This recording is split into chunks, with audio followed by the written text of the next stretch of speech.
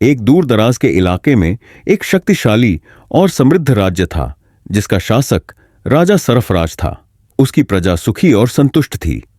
राजा सरफराज एक नेक दिल और न्यायप्रिय शासक था, लेकिन उसका दुश्मन महाराजा फिरदौस हमेशा उसकी सरकार को नुकसान पहुंचाने की कोशिश करता रहता था। महाराजा फिरदौस की विलासिता और लालच की कोई सीमा नहीं थी और वह चाहता था कि सरफराज की जगह वह राजा बने। यह कहानी एक सर्द रात की है, जब राजा सरफराज को एक गुप्त सूचना मिली कि महाराजा फिरदौस ने एक शक्तिशाली जादूगर को अपनी सेवा में रखा है। यह जादूगर अपनी जादुई ताकत से राज्य के हर व्यक्ति को अपने वश में कर सकता था और फिरदौस इस शक्ति का उपयोग कर राजा सरफराज को सिंहासन से हटाना चाहता था। राजा सरफराज ने इस खबर को बहुत गंभीरता से लिया और अपने सबसे भरोसेमंद जासूसों को आदेश दिया कि वे इस जादूगर की सच्चाई का पता लगाएं। लेकिन जितना वे उसे ढूंढने की कोशिश करते, वह उतना ही छिपता चला जाता। अंततः एक रात सरफराज ने स्वयं उस जादूगर का पीछा करने का निर्णय लिया। राजा ने अपनी टीम के साथ एक खतरनाक यात्रा शुरू की और एक ऐसी गुफा में पहुंचा जो पहाड़ों के नीचे छिपी हुई थी। वहां उसे जादूगर का सच पता चला। वह जादूगर वास्तव में महाराजा फिरदौस का वफादार नहीं था, बल्कि एक रहस्यमय प्राणी था जिसका उद्देश्य राज्यों के बीच युद्ध और विनाश फैलाना था। जादूगर की असली योजना हर शासक के मन में डर और आतंक पैदा करके उनका अंत करना थी।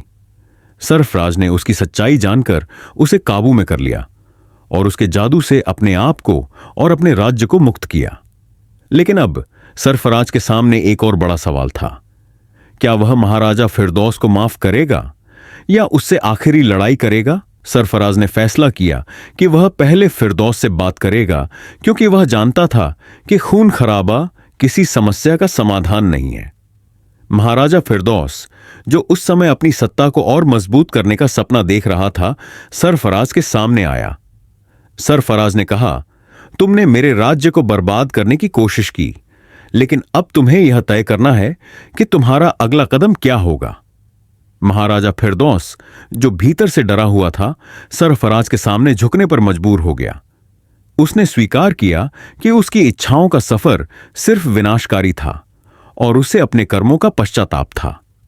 राजा सरफराज ने उससे कहा, हम सबका उद्देश्य जनता की भलाई है। अगर तुमने मेरी तरह न्याय का रास्ता अपनाया तो तुम्हें भी सम्मान और शक्ति मिलेगी। यह कहानी यहां समाप्त होती है कि सरफराज ने न केवल अपने राज्य को बचाया, बल्कि महाराजा फिरदौस को भी नया रास्ता दिखाया। दोनों मिलकर राज्य की भलाई के लिए काम करने लगे और उनकी संयुक्त सरकार में खुशहाली लौट आई। लेकिन उनकी सफलता का सबसे बड़ा कारण यह था कि उन्होंने अपनी बुद्धिमानी और दया से अपने दुश्मन को भी अपना मित्र बना लिया,